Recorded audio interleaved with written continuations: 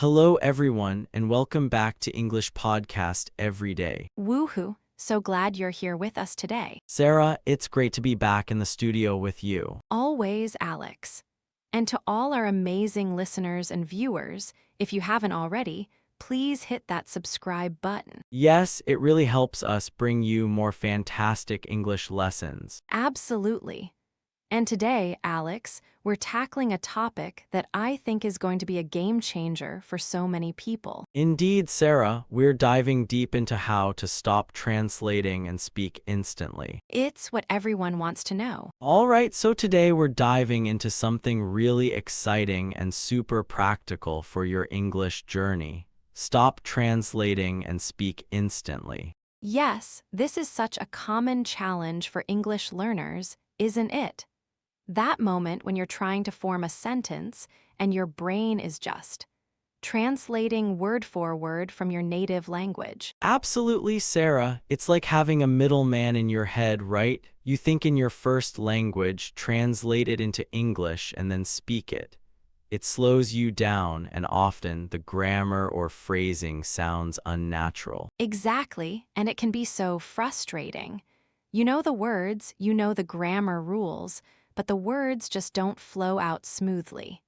It's like your mouth and your brain aren't connected. That's a perfect way to put it.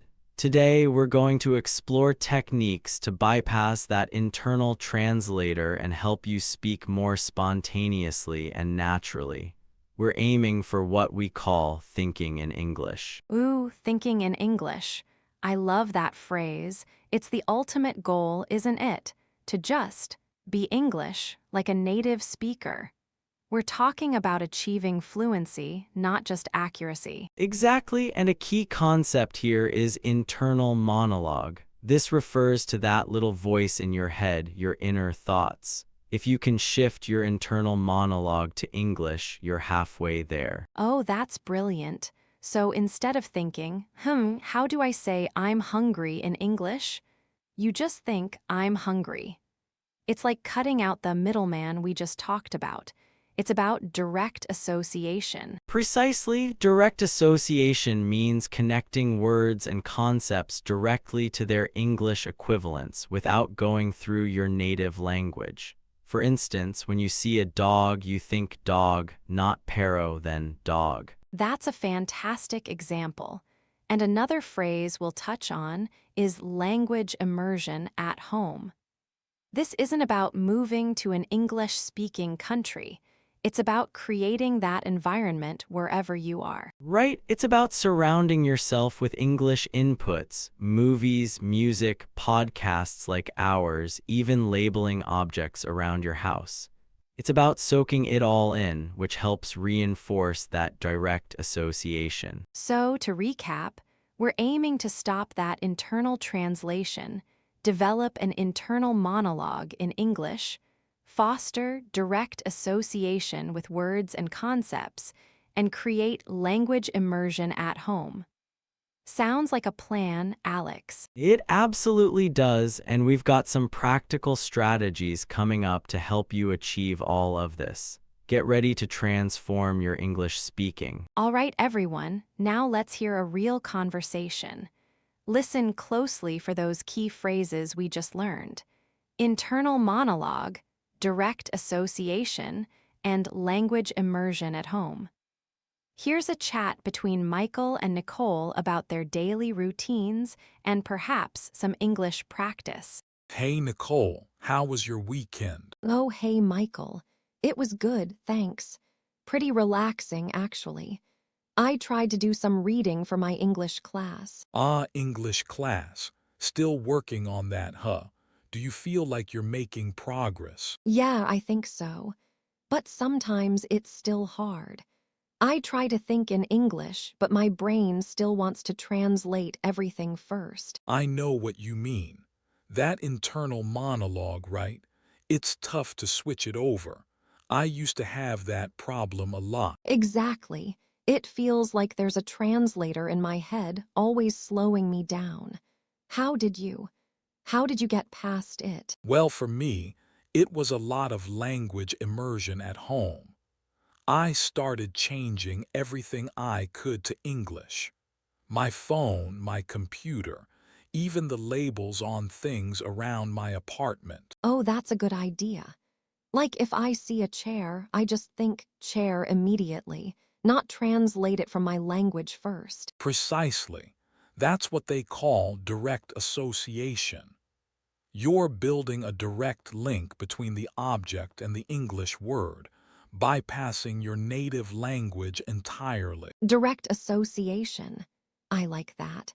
So more podcasts, more English TV shows, even if I don't understand every word. Absolutely, exposure is key. Even if you miss some words, your brain is still soaking in the rhythm, the intonation, and the common phrases. It helps train your internal monologue. Okay, that makes sense. I'll try to be more consistent with my language immersion at home. Maybe I can start describing my day to myself in English, even just in my head. That's a fantastic idea. That's exactly how you strengthen that English internal monologue. It might feel a bit strange at first, but it gets easier, I promise. I hope so. I really want to speak more spontaneously without that pause for translation. It's so frustrating sometimes. You'll get there. Just keep practicing that direct association and maintaining a good level of language immersion. You've got this. Thanks, Michael. That's really encouraging.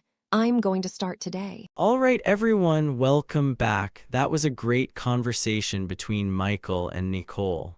Now let's break it down and unpack some of the fantastic language they used. I love how naturally they integrated the concepts we just discussed, Alex. Especially Nicole's line, "My brain still wants to translate everything first." Yes, that's a perfect example of the internal translator we talked about. And Michael's immediate understanding, asking that internal monologue, right, shows a good grasp of the concept. Exactly, and Nicole used a great idiom there. It feels like there's a translator in my head, always slowing me down. Slowing me down is a fantastic phrasal verb for feeling impeded or hindered. Absolutely, a B1 level speaker might say, "It makes me slow," which is understandable but less idiomatic. Slowing me down elevates it to a more natural B2 expression. And Michael's advice about language immersion at home and changing everything to English, like his phone and computer, was spot on. That's such a practical tip. Indeed, he also used the phrase "get past it" when Nicole asked how he overcame the translation habit. Get past it means to overcome a difficulty or move beyond a problem. A simpler way might be, "How did you solve that problem?" But "get past it" is more colloquial. And then Nicole perfectly summarized direct association with her example. If I see a chair, I just think chair immediately, not translate it from my language first. That's clear, concise, and really illustrates the point. Absolutely, it's a great demonstration of a B2 learner grasping and articulating a complex concept in simple, effective English. And Michael's encouragement, "You've got this," at the end is a lovely touch. Yes, you've got this, is such a common and encouraging phrase, much better than just "you can do it," which is fine, but "you've got this" feels more personal and supportive. Definitely, and notice how Michael said, "Exposure is key." This is a very common and useful phrase, meaning that simply being exposed to something is crucial for learning or development. You'll hear it in many contexts. Fantastic insights, Alex. Our listeners should definitely try to incorporate some of these phrases and the concepts of direct association and language immersion at home into their own practice. All right, Alex, so we've talked about the why and the what of not translating. Now, let's dive into the how. What are some practical exercises our listeners can start doing today to really cement these concepts and speak more spontaneously? That's a fantastic question, Sarah. One of the most effective techniques is called shadowing. Have you heard of it? Oh, yes, I love shadowing. For our listeners, it's basically listening to a native speaker and trying to speak along with them, almost at the same time, mimicking their pronunciation, intonation, and rhythm. It's like being their language shadow, right? Exactly. It's an excellent way to improve your spoken fluency because it forces you to think and speak in English without that translation step. You're not just repeating, you're actively producing the sounds and patterns. And it helps with muscle memory for your mouth and tongue, doesn't it? Like getting used to the physical act of forming English words. It's not just mental. Absolutely, Sarah. It builds what we call automaticity. This means performing a skill like speaking without conscious thought or effort. Think about riding a bicycle. You don't consciously think about every movement, it just happens. That's such a great analogy. So, automaticity is the goal to speak English as automatically as we ride a bike. What's another practical tip for our listeners? Another powerful technique is self-talk or narrating your day. This is where you describe your actions, thoughts, and surroundings to yourself in English throughout the day. So, like I'm making coffee now, the water is boiling, I need to add sugar, even just in your head. Exactly, it reinforces that internal monologue we discussed earlier. It makes you constantly engage with English in a low-pressure environment. A common mistake is to only practice when speaking to others, but self-talk is crucial for building that internal English voice. That's brilliant. So, to recap, we've got shadowing for improving fluency and automaticity, and self talk for strengthening our internal monologue. Both are fantastic ways to practice speaking English without that pesky translation step. Precisely, and remember, consistency is key. Even 5–10 minutes a day of these practices can make a significant difference over time. It's about building habits. All right, everyone, let's hear another real-world example. This time, we have Adam and Sky discussing their fitness journeys. Listen out for those new phrases we just covered. Hey, Sky, you look really fit these days. What's your secret? Oh, hey, Adam. Thanks. I've just been really consistent with my workouts. I'm trying to build some automaticity into my routine. Automaticity. What does that mean for exercise? Like you don't think about it anymore. Exactly, it's like riding a bike. At first, you have to consciously think about pedaling, steering, balancing. But after a while, it just happens naturally, without conscious effort. Wow, I wish my workouts were like that. Mine still feel like a big effort every time.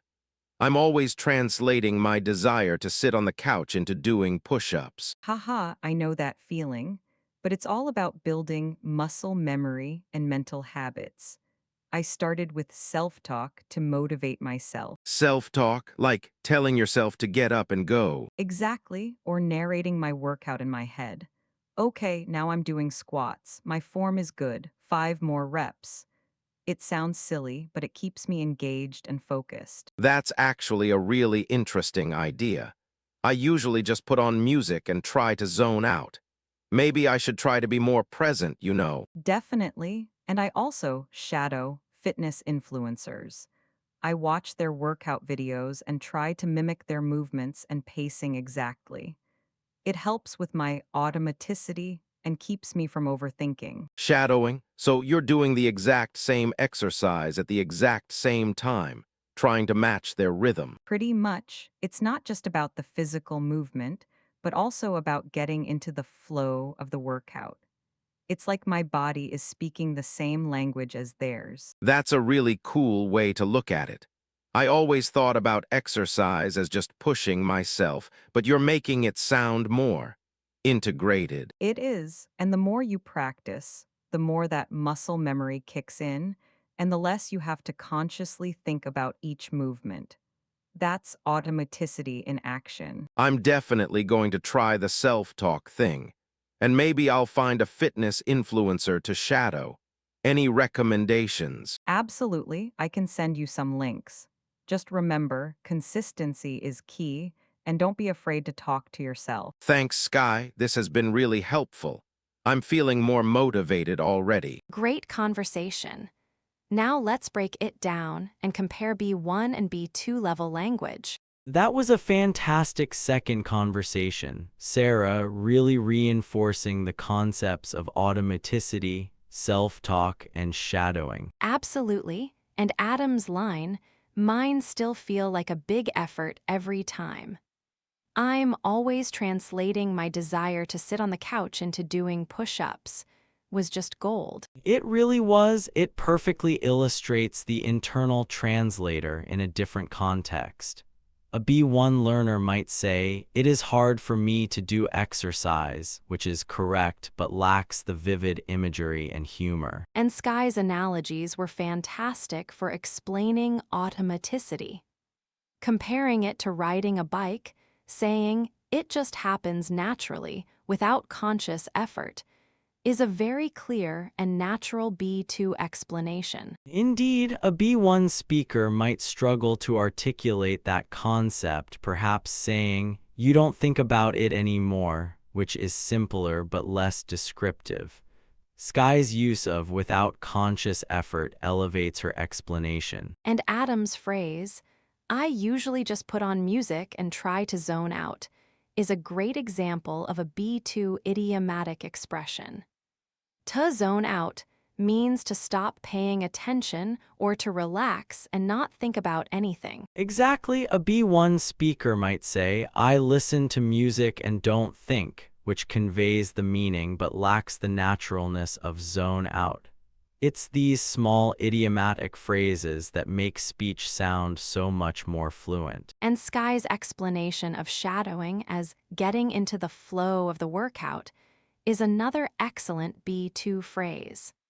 To get into the flow means to become completely absorbed or engaged in an activity. Precisely, a B1 learner might say, "I feel very good when I do the exercise," which is a simpler way to express enjoyment, but getting into the flow conveys a deeper level of engagement and immersion. And Sky's closing line, "Don't be afraid to talk to yourself," is a perfect, encouraging way to end, reinforcing the self-talk concept with a natural, conversational tone. Absolutely, it's a great example of how B2 speakers can use humor and direct address to make their advice more memorable and engaging.